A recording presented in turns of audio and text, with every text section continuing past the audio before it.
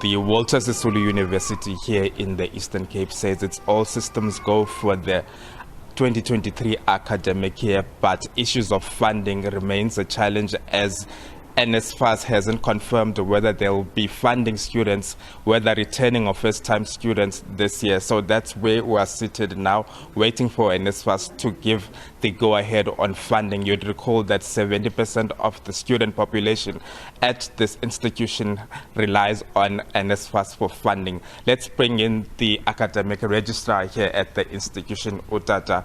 Lulamile Ndozini. Sir, thanks a lot for your time and thanks a lot for your patience. You're saying you're all ready, but funding remains a challenge. Kindly elaborate. Simply because the majority of our students is dependent on NSFAS funding to register for tuition purposes and even for accommodation purposes. So delays when it comes to NSFAS decision will have a direct impact in terms of the uptake of our registration. We have already opened 2023 academic year online registration on the 16th of January. The numbers are moving very slow, and that is one testimony.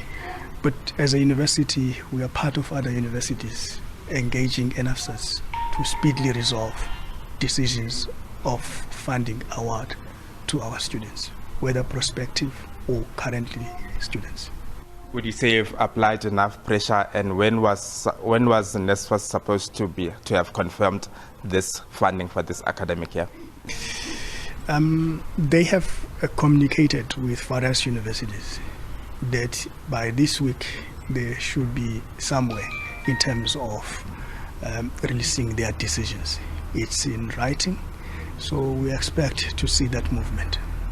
Over 500,000 students made applications to enroll here during this academic year, but we only have space for 7,300. What could be the cause behind that?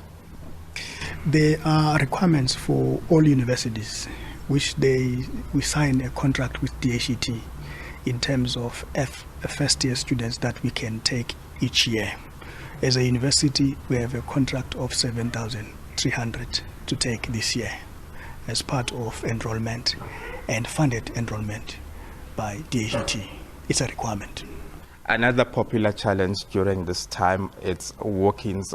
Where do you stand with regards to that? Wow, we have a lot of applications.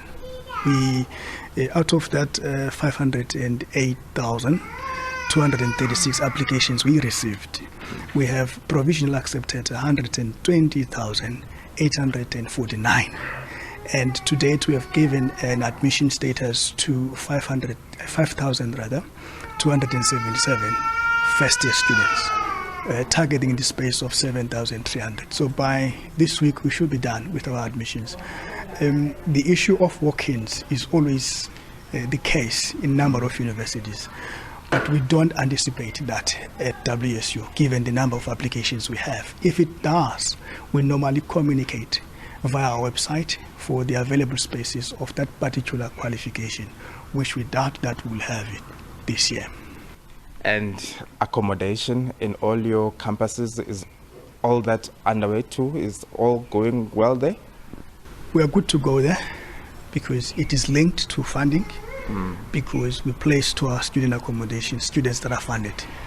So the more we increase the registration intake, the more we place students to our accommodation, both private-owned and university-owned accommodation. We are ready to go. Lastly, so we cannot anticipate any protests from the students this year, other than this issue of NSFAS not yet confirming? Yeah, that's a political question, and it always requires a political answer.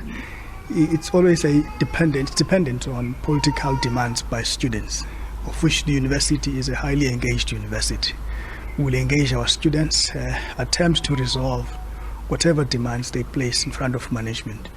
But with what we have done as a university, we don't foresee any university-generated type of protest. It can be an external factor that links the university to that. but not the university side. But we'll engage because these are our students. Dr. Ntozini, once again, thanks a lot for your patience, sir.